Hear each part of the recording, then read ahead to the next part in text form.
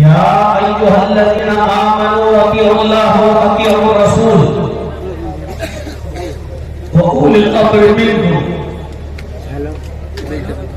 فإن تنازعتم في شيء فردوه إلى الله والرسول.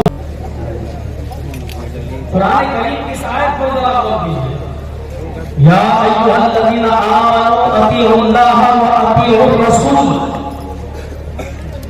اے ایمان والو، اے مسلمانوں، اطاعت کرو اللہ کی اور اطاعت کرو رسول کی. وَأُولِي الْأَمْرِ مِنْكُمْ، اور جو صاحب امر ہو، جو امیر ہو تمہارے، تم ان کی بھی اطاعت کرو. لیکن اطاعت کا حکم یہاں تین لوگوں کا دیا جا رہا ہے. اللہ کی اطاعت کرو، رسول کی اطاعت کرو، اور ساتھ میں یہ بھی کہا گیا وَأُولِي الْأَمْرِ مِنْكُمْ، جو اولو الامر ہے، جو صاحب امر ہے، تمہارے اوپر جو حکمراں ہے، جو امیر ہے، تم اس کی بھی اطاعت کرو. لیکن غور کیجئے گا، اللہ تعالیٰ نے دو ناموں کے ساتھ اطیعوا کا لفظ لگایا ہے، لیکن اولی الامر منکم کے ساتھ لفظ اطیعوا نہیں لگایا. اس کو آپ سمجھ لیں گے تو میری پوری تفصیل آپ کی سمجھ میں آ جائے گی، اور اس چیز کو نہیں سمجھ پائے تو پھر مجبور ہے پوری تفصیل آپ کی سمجھ میں نہیں آئے گی. اطیعوا اللہ، اطیعوا اللہ، اللہ کہہ رہا ہے اطاعت کرو اللہ کی، واطیعوا الرسول، اور اطاعت کرو رسول کی، محمد رسول اللہ صلی اللہ علیہ وسلم کی. ادھر بھی اطیعوا ہے، اور اس کے بعد نے کہا کہ وَأُولِي الْأَمْرِ مِنْكُمْ، یہ نہیں کہا وَأَطِيعُوا أُولِي الْأَمْرِ مِنْكُمْ.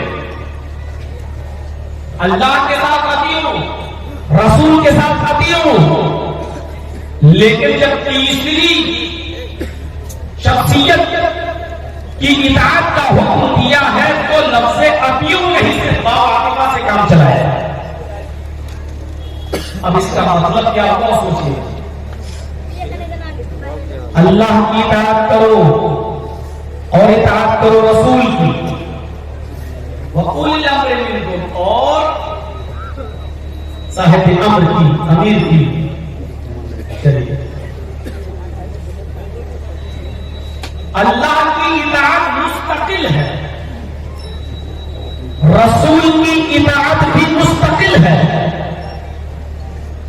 اللہ اور اس کے رسول کی اطاعت میں کچھ نہیں دیکھا جائے گا. جو حکم دے دیا ہمیں ماننا ہے، چاہے وہ ہماری عقل میں آئے یا عقل میں نہ آئے، ہمیں اس کی اطاعت کرنا ہے ہر حال میں. اللہ کی اطاعت مستقل ہے، رسول کی اطاعت مستقل ہے، لیکن امیر کی اطاعت، عالم کی اطاعت، حاکم کی اطاعت، علماء کی اطاعت کرنا ہے ہمیں اور آپ کو، لیکن یہ مستقل نہیں ہے. علماء کی، امیر کی، حاکم کی اطاعت کے لیے آپ کو دیکھنا پڑے گا کہ یہ جو بول رہا ہے، جو کہہ رہا ہے، اس کے منہ سے جو نکل رہا ہے، یہ بات اللہ اور اس کے رسول کی اطاعت کے دائرے میں ہے یا نہیں ہے. اگر ہے تو مانی جائے گی، اور نہیں ہے تو نہیں مانی جائے گی. اس لیے اللہ کی اطاعت مستقل ہے اور رسول کی اطاعت مستقل ہے، لیکن علماء کی، امیر کی، حاکم وقت کی اطاعت مستقل اطاعت نہیں ہے.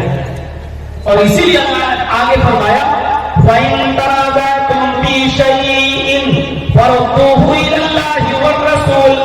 اگر دین کے کسی معاملے میں اختلاف پیدا ہو جائے، دین کے کسی مسئلے میں اختلاف ہو جائے، دین کے کسی معاملے میں اختلاف ہو جائے، تو اس اختلاف کو تم لوٹا دو، پلٹ دو. کہاں؟ إِلَى اللَّهِ فَرُدُّوهُ إِلَى اللَّهِ وَالرَّسُولِ. اس اختلاف کو اللہ کی طرف اور رسول کی طرف پلٹ دو. اللہ نے یہ نہیں کہا کہ اس کو اولی الامر کی طرف بھی پلٹ دو. اطاعت کو تین کا کرنے کا حکم دیا، لیکن اختلاف جب ہو جائے تو صرف اللہ اور اس کے رسول اس کو حل کریں گے. پھر اولی الامر منکم نہیں، پھر عالم نہیں، پھر حاکم وقت نہیں، پھر علماء اللہ اور اس کے رسول کی اطاعت. سمجھ گئے نا؟ کلیئر کر دیا. اطاعت تو اللہ ہی کی ہوگی, اطاعت رسول ہی کی ہوگی. ہاں اطاعت اولی الامر کی بھی ہوگی, صاحب امر کی بھی ہوگی, حاکم وقت کی بھی ہوگی, عالم کی بھی ہوگی, امیر کی بھی ہوگی. لیکن امیر کی اطاعت کا دائرہ کیا ہوگا, عالم کی بات کا دائرہ کیا ہوگا, بزرگوں کی بات کا دائرہ کیا ہوگا, اماموں کی باتوں کا دائرہ کیا ہوگا, محدثین کے باتوں کا دائرہ کیا ہوگا, وہ اللہ اور اس کے رسول کی عدالت میں پرکھی جائیں گی, کتاب اللہ اور سنت رسول میں دیکھی جائیں گی. مولانا جرجیز جو کہہ رہے ہیں وہ قرآن میں ہے یا نہیں, وہ حدیث میں ہے یا نہیں, اللہ نے کہا یا نہیں, رسول نے کہا یا نہیں. اگر کہا ہوگا تو مانا جائے گا, اور نہیں کہا ہوگا تو ان کی بات کو ریجیکٹ کر دیا جائے گا. یہ ہے امر بالکل. اسی لیے اس کو مستقل اطاعت نہیں کہا ہے. اطاعت تو ہوگی لیکن مستقل نہیں. جب اختلاف ہو جائے گا, تنازع ہو جائے گا, جھگڑا ہو جائے گا کسی بات میں, آمین سے بولے یا نہیں, رب العالمین کرے یا نہیں, ایک مجلس کی 3 طلاق کو 3 مانا جائے گا یا 1 مانا جائے گا. آیا بہت ایک عورت نے بچہ پیدا کر دیا ہے, شادی کے 6 مہینے کے بعد اس کے گھر میں بچہ پیدا ہوا ہے, تو اس بچے کو جائز مانا جائے گا کہ ناجائز مانا جائے گا.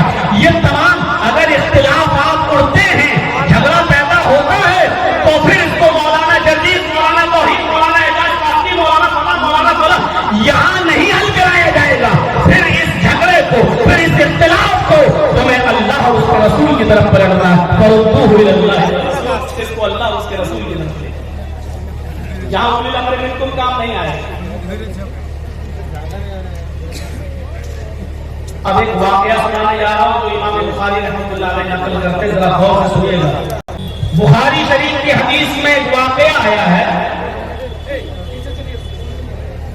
اللہ کے نبی صلی اللہ علیہ وسلم کا. آج ہم تھوڑا سا سمجھانے کے انداز میں بولیں گے, آپ سے تھوڑا سمجھنے کی کوشش کیجیے گا. نبی اکرم صلی اللہ علیہ وسلم کا معمول تھا, آپ کی عادت تھی کہ عصر کی نماز کے بعد اللہ کے رسول اپنی ساری بیویوں کے گھر جایا کرتے تھے. جتنی آپ کی بیویاں تھیں تھوڑی دیر کے لیے جایا کرتے تھے. تھوڑی دیر یہاں بیٹھے, وہاں سے نکلے, پھر دوسری بیوی کے یہاں گئے, وہاں سے نکلے, پھر تیسری بیوی کے یہاں گئے, پھر وہاں سے نکلے چوتھی بیوی کے یہاں گئے. ایک مرتبہ ایسا ہوا کہ نبی اکرم کی ایک بیوی تھی جن کا نام تھا حضرت زینب بنت جہش. ان کے پاس کہیں سے شہد آیا ہوا تھا, شہد بہت زیادہ تھا.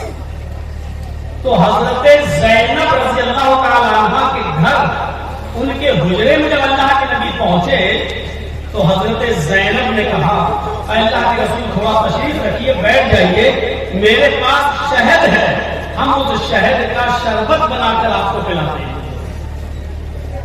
تو اللہ کے نبی صلی اللہ علیہ وسلم بیٹھ گئے. حضرت زینب نے شہد کا شربت بنا کر پلایا. تو ظاہر بات ہے, اور دوسری بیویوں کے یہاں آپ 2-2 منٹ 5-5 منٹ رک رہے ہیں, تو حضرت زینب کے یہاں آپ تھوڑا سا زیادہ ہو گئے, رک گئے. 5 کی بجائے 7 منٹ ہو گیا, 10 منٹ ہو گیا. کسی بیوی کے آپ 2 منٹ رک رہے ہیں تو حضرت زینب کے یہاں 5 منٹ لگ گیا. ایک دن ایسا ہو گیا, شہد چونکہ بہت زیادہ تھا, اس لیے جب دوسرے دن عصر کی نماز پڑھنے کے بعد اللہ کے رسول جب زینب کے یہاں پہنچے تو حضرت زینب نے دوسرے دن بھی شہد کا شربت بنا کر پلایا. پھر دیر ہو گئی. تیسرے دن بھی حضرت زینب نے شہد کا شربت بنا کر پلایا. اب حضرت عائشہ صدیقہ رضی اللہ تعالی عنہا کو یہ محسوس ہونے لگا کہ اللہ کے رسول کو حضرت زینب زیادہ بھائی ہے. یہ فطری چیز ہے. اس لیے جن لوگوں کی 2-3 بیویاں ہیں وہ انصاف نہیں کرتے ہیں تو تیار ہے اللہ کے یہاں بہت بڑی گرفت ہونے والی ہے. حضرت عائشہ کے ذہن میں یہ خیال آنے لگا تو ساری بیویوں سے بات کرنے لگی, آپ تم دیکھ نہیں رہی ہو اللہ کے رسول صلی اللہ علیہ وسلم زیادہ ہی لفظ دے رہے ہیں زینب کو. ہم لوگوں کے یہاں 2 منٹ 3 منٹ رکتے ہیں اور وہاں 5 منٹ 6 منٹ بنا، میں آج کے حساب سے بتا رہا ہوں، وہاں ڈبل ٹائم دے رہے ہیں۔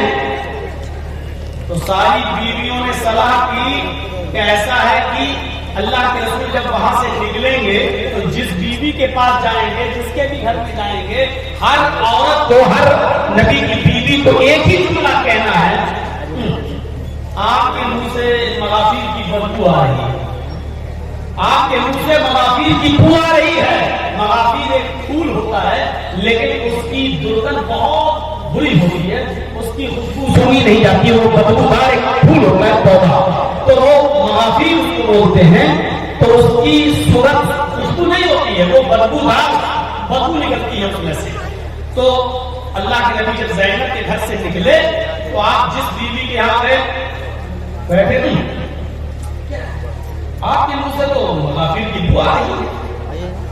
آپ نے کہا ایسا ہو ہی نہیں سکتا، بھلا تھوڑی دیر یہاں بیٹھے پھر دوسری بیوی کے یہاں گئے، جب وہاں گئے تو انہوں نے بھی کہا یہ کیا ہے، آپ کیا کھا کے آئے، آپ کے منہ سے تو مغافیر کی بو آ رہی ہے۔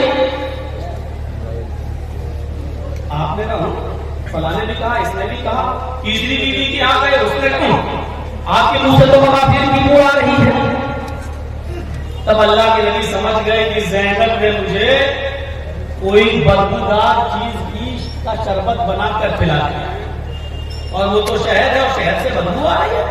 تو آپ نے اسی وقت کہا کہ آج کے بعد میں شہد کو ہاتھ نہیں لگاؤں گا۔ دیکھیے آپ نے حرام نہیں کیا اپنے اوپر، آپ نے یہ نہیں کہا کہ آج سے شہد میرے اوپر حرام، یہ نہیں کہا، بلکہ صرف اتنا کہا آج کے بعد میں شہد کو ہاتھ نہیں لگاؤں گا، آج کے بعد میں شہد نہیں پیوں گا۔ نہیں، جو رسول، جو نبی نفاست پسند ہو، خوشبو کو پسند کرتا ہو، جس کے پسینے کی بوندیں ٹپک کر زمین پر گرتی ہو، اس کے پسینے سے بدبو نہیں خوشبو نکلتی ہو، تو آپ اندازہ لگاؤ کہ اس کے منہ سے مغافیر کی بو آ رہی ہے تو وہ کیسے برداشت کر لے گا۔ کہا کہ آج کے بعد میں شہد کو ہاتھ نہیں لگاؤں گا۔ اللہ تبارک و تعالیٰ کو یہ بات بہت بری لگی۔ اب جو چیز میں بتانا چاہتا ہوں اور جس چیز سے میں آپ کو جوڑنا چاہتا ہوں اس سے جڑیے آپ۔ اللہ کے نبی نے کہا کہ آج کے بعد میں شہد کو ہاتھ نہیں لگاؤں گا۔ اللہ تبارک و تعالیٰ نے جبرائیل امین کو آسمان سے نازل فرما دیا۔ جبرائیل امین قرآن کی آیتیں لے کر نازل ہوئے۔ یا ایھا النبی لما تحرم ما حل اللہ لک تبتغی مرضات ازواجک۔ یہی ہے ہمارا جسم۔ اے نبی، اے محمد صلی اللہ علیہ وسلم، لما تحرم ما احل اللہ لک، جس چیز کو اللہ نے آپ کے لیے حلال قرار دیا ہے، جس چیز کو اللہ نے حلال بنا کر اتارا ہے، حلال قرار دیا ہے، جو چیز حلال ہے، لما تحرم، آپ کیوں حرام کر رہے ہیں؟ آپ کون ہوتے ہیں اس کو حرام کرنے والے؟ آپ نے کیسے کہہ دیا کہ آج کے بعد میں اس کو ہاتھ نہیں لگاؤں گا، آج کے بعد میں اس کو پیوں گا نہیں، آج کے بعد میں اس کے قریب نہیں جاؤں گا؟ آپ نے کیوں کہہ دیا؟ تبتغی مرضات ازواجک، اپنی بیویوں کو خوش کرنے کے لیے، اپنی بیویوں کو خوش کرنے کے لیے۔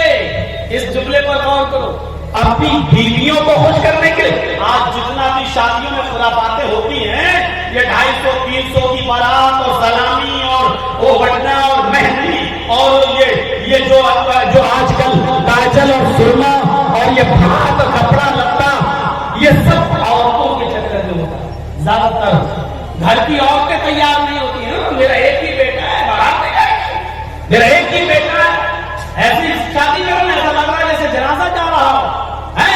یہ گھر کی عورتوں کو خوش کرنے کے لیے ان کے مرد ان کی باتیں مان لیتے ہیں۔ اللہ تبارک و تعالیٰ نے نبی اکرم سے کیا کہا؟